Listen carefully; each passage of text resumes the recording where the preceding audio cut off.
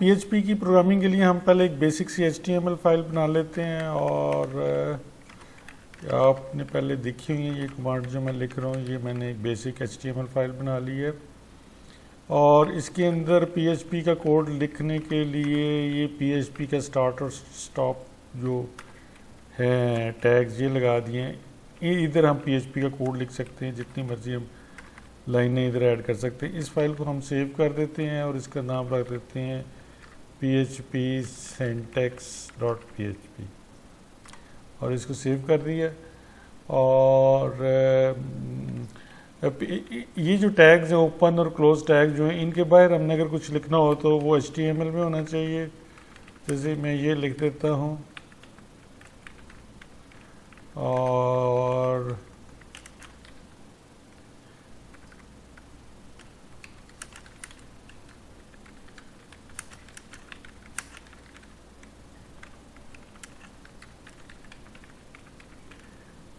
इधर जो है इधर हमारे पास PHP का कोड होना चाहिए।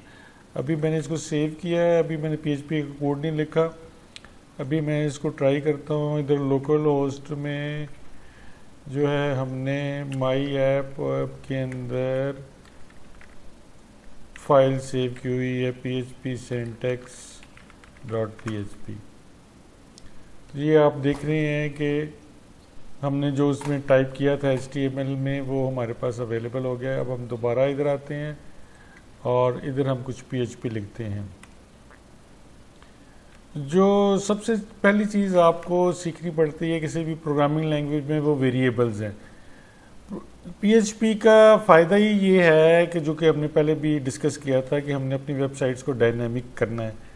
तो जो डायनामिक वेबसाइट होती है उसका डेटा चेंज होता रहता है। आज आपने एक्सेस किया तो कुछ और नज़र आएगा, कल आपने एक्सेस किया तो उसमें कुछ और इन्फॉर्मेशन नज़र आएगी। डिपेंड करता है आप क्या इन्फॉर्मेशन एक्सेस कर रहे हैं। आप वेदर एक्सेस कर रहे हैं या आप गाड़ियों का टाइम टेबल एक्सेस कर रहे हैं या कुछ भी ऐसी चीज़ जो कि रोज़ चेंज हो रही है या घंटे बाद चेंज हो रही है, तो वो आप एक्सेस कर रहे हैं तो चेंज होगी। तो उसके लिए जो डेटा स्टोर करने का जो बेसिक यूनिट है किसी भी प्रोग्रामिंग लैंग्वेज में, उसको वेरिएबल कहते हैं। वेरिएबल का मतलब ये चेंज होना। तो हम देखते हैं इसमें वेरिएबल को कैसे डिफाइन किया जाता है और यूज़ किया जा सकता है। जैसे हम कह देते हैं फर्स्ट नेम एक वेरिएबल है और इसमें मैं कुछ वैल्यू स्टोर कर देता हूँ। और इसी तरह से लास्ट नेम एक वेरिएबल है और इसमें भी मैं वैल्यू स्टोर कर देता हूँ। अभी आपको ये इसका कॉन्सेप्ट बिल्कुल क्लियर ना भी हो तो आपने इसको एज इट इज़ समझते जाना है और प्रैक्टिस करते जाना है। जो जो हम आगे जाएंगे आपको इसका कॉन्सेप्ट ज़्यादा क्लियर हो जाएगा।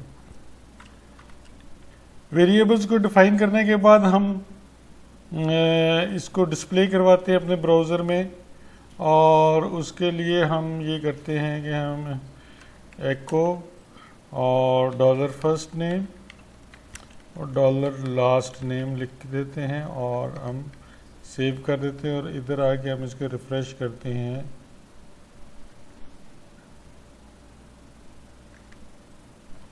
तो ये इसने कह दिया कि जी अनडिफाइंड वेरिएबल फर्स्ट। मैंने इसमें आर जो मिस कर दिया था और मैं इधर आ जाता, इस तरह से ठीक कर दिया मैंने इसको। और इसको मैंने दोबारा से रन किया तो इसने दोनों फर्स्ट नेम और लास्ट नेम जोड़ के आपको दिखा दिए, बीच में स्पेस नहीं है।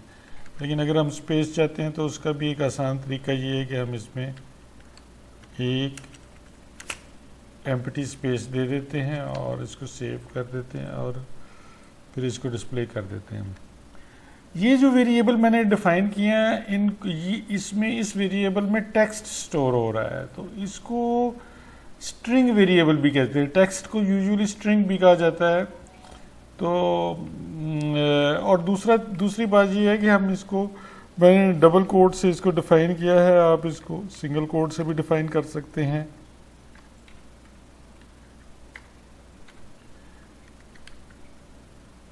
और अब मैं अगर इसको सेव करता हूँ, ये मैंने यहाँ पे कॉमा नहीं लगाया था तो उसने, अच्छा अब मैंने इसको किया और कोई फ़र्क नहीं आएगा, सेम चीज़ है। थोड़ा सा फ़र्क है वो मैं बताता हूँ क्या होता है फ़र्क। अब मैं एक और वेरिएबल डिफाइन करता हूँ और उसका नाम मैं रख देता हूँ हॉबीज़, और इसमें मैं लिख देता हूँ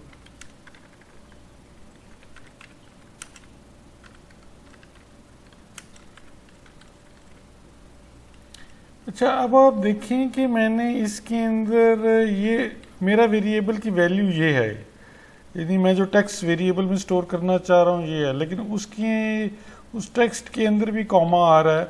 अब ये कॉमा जो है ये पीएचपी प्रोग्रामिंग को ये लगता है, पीएचपी का जो इंटरप्रेटर है, कि जो मैं चाह रहा हूँ वो ये है, हालांकि वो ये नहीं है, वो ये सारा है। तो इसको हम कैसे हम बताएं कि ये इसको जो है क्लोज ना करे इस स्ट्रिंग को या इस टेक्स्ट को। तो उसके लिए हम बैक स्लैश यूज़ करते हैं। इसको कहते हैं कि हमने इसको एस्केप कर दिया है, इस कॉमे को एस्केप कर दिया है। अब आप देख रहे हैं कि इस पे अगर मैं सेमी कोलन लगा के, सेमी कोलन से हर स्टेटमेंट एंड होती है पीएचपी में, और सेमी कोलन लगा के अब मैं रन करता हूँ तो ये बिल्कुल ठीक हो जाएगा। इसको मैं एको कर देता हूँ और इसको मैं रन करता हूँ तो इस तरह से बिल्कुल ठीक हो गया। अच्छा, अभी आप देख रहे हैं कि ये दोनों जो हैं एक ही लाइन पे आ गए हैं सेंटेंस। हम इसको लैदर पे भी जाते हैं, वो भी हम बड़ा आराम से कर सकते हैं। उसका तरीका ये है कि जैसे हमने इधर स्पेस लगाई थी, इधर हम कामा लगा के BR का टैग लगा देते हैं लाइन ब्रेक का, और उससे क्या होगा कि ये हमारी नई लाइन पे आ जाएगा। तो इस तरीके से आप जो है स्ट्रिंग वेरिएबल्स डिफाइन कर सकते हैं, और अगर आपने एस्केप करना है तो आप बैक स्लैश लगा देंगे। इसी तरह से अगर आपने डबल कोट्स में ये काम करना था तो अच्छा, डबल कोट्स के अंदर अगर आप सिंगल कोट लगा रहे हैं तो फिर कोई मसला नहीं है, फिर आपको एस्केप करने की ज़रूरत नहीं है। अगर मैं इसको ऐसे कर दूं तो ये बिल्कुल परफेक्ट है। लेकिन अगर मैंने डबल कोट्स के अंदर ही एक और डबल कोट लगाना है तो फिर उसको भी मुझे एस्केप करना पड़ेगा, और उसके लिए भी बैक स्लैश में यूज़ करूँगा। उससे ये है कि हमारा जो है पीएचपी का जो प्रोग्राम है वो एरर नहीं देगा। अभी देखें, मैं इसको इस तरह से रन करता हूँ तो देखिए क्या रिज़ल्ट आता है। उसने एरर दे दी है, सेंटेक्स एरर दे दिया कि जी ग्रामर जो है वो सेंटेक्स या ग्रामर इसकी दुरुस्त नहीं है। तो अब मैं आके इसको अगर स्केप कर देता हूँ तो ये ग्रामर ठीक हो जाती है। अच्छा, सिंगल कोट में और डबल कोट में थोड़ा सा फ़र्क ये है कि डबल कोट्स के अंदर आप अगर आप कोई वेरिएबल डालेंगे तो वो वेरिएबल जो है वो ट्रांसलेट हो जाएगा या इंटरपोलेट हो जाएगा। वो कैसे होगा? अब मैं कह देता हूँ कि जी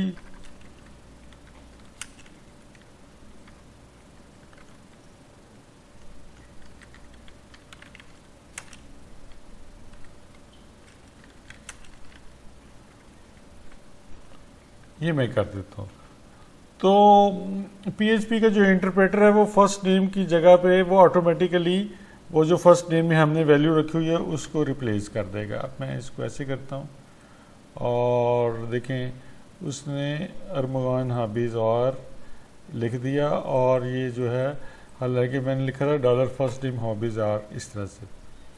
अच्छा, एक दफ़ा हम इधर BR लगा देते हैं ताकि हमारा कोड कुछ क्लीन रहे और आउटपुट भी। तो ये हमने दोबारा से इसको व्यू कर लिया और इस तरह से आ गया। तो आपने देखा है कि ये डबल कोड का ये फ़ायदा है, लेकिन अगर हमने सिंगल कोड लगाया होता तो क्या होता? सिंगल कोड अगर हमने लगाया होता तो ये वेरिएबल एज इट इज़ ही प्रिंट हो जाना था, और आप देखिए अगर तो अरमगान की बजाय उसने डॉलर फर्स्ट नेम लिख दिया। तो इसमें जो सबसे बड़ा फ़ायदा हमें ये होता है कि हम किसी टेक्स्ट के अंदर वेरिएबल डालेंगे जो डबल कोट्स में है टेक्स्ट, तो वो वेरिएबल भी ट्रांसलेट हो जाएगा या इंटरपोलेट हो जाएगा। अभी तक जो हमने वेरिएबल डिफाइन किए हैं वो टेक्स्ट वेरिएबल है, और इसके अंदर टेक्स्ट स्टोर किए या स्ट्रिंग वेरिएबल्स हैं। इसी तरह से हम कोई भी वेरिएबल जो डिफाइन कर सकते हैं जो कि इंटीजर हो या नंबर हो, कुछ भी हो। जैसे मैं कह देता हूँ कि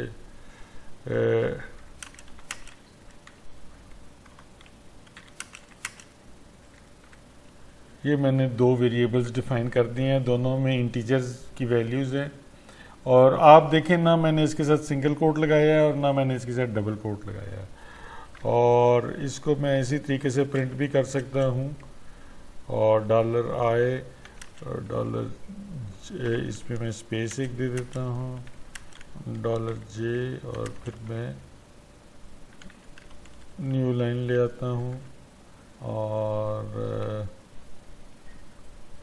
इधर भी मैं न्यू लाइन ले आता हूँ।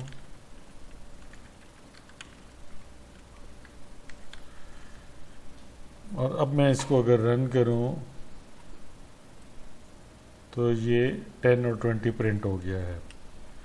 और अगर मैं वेरिएबल इंटरपोलेशन के साथ इसको प्रिंट करूँ तो मैं ऐसे भी इसको कर सकता हूँ, इको $i और फिर स्पेस देके $j, और फिर इसके अंदर ही मैंने ये स्टेटमेंट लगा दी। तो अब हमें ये इतने ज़्यादा कॉमा नहीं लगाने पड़ेंगे, एक ही स्ट्रिंग के अंदर हमने सारा कुछ मेंशन कर दिया। और अब हम इसको रन करते हैं तो ये इस तरह से प्रिंट हो जाएगा। अच्छा, जो न्यूमेरिक वेरिएबल नंबर्स हैं जिस वेरिएबल में, जैसे ये है, इसमें आप ये भी लगा सकते हैं, इसमें आप डेसिमल्स भी लगा सकते हैं। ज़रूरी नहीं है ये इंटीजर ही हो, उसके लिए भी आपको कुछ नहीं करने की ज़रूरत। तो इसको आप एक और तरीके से भी प्रिंट कर सकते हैं। इसमें फिर आप बेसिक अरिथमेटिक जो है, प्लस माइनस आप कर सकते हैं। फॉर एग्जांपल मैं करता हूँ जी एको $i इंटू $j और फिर ब्रेक, उसके नीचे में कर देते एको $i प्लस $j और ऐसे कर देता हूँ। और